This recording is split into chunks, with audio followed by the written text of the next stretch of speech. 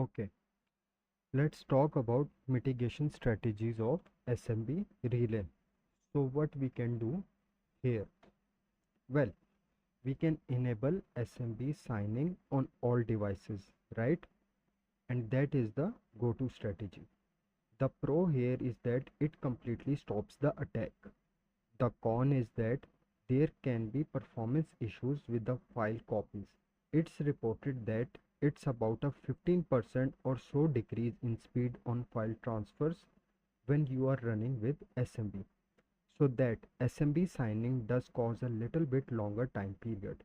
But the thing I argue is that the longer time period for, computer security is worth it. It's worth the trade-off. Other options you can take is you can disable NTLM authentication on the network. If there is no NTLM authentication, then it completely stops the attack. However, if Kerberos stops working as the authentication method, then Windows is going to default back to NTLM anyway. So it's not a fail-safe completely. More things. Account tiering is super important. So what that means is if you have a domain administrator, that domain administrator is only logging into their domain accounts or their domain servers, their domain controllers, right? They are not logging into a user account, because that would be really bad if we can capture a domain administrator in this sort of attack. The other thing too is that you want local admin restriction here. So if we don't have a local administrator, this can prevent a lot of lateral movement. We can't really get the shell.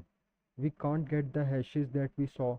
None of that would happen if that cyber punisher user was not also a local administrator on other machine. So the con here is that you might see a potential increase in the amount of service desk tickets. Users complain about it.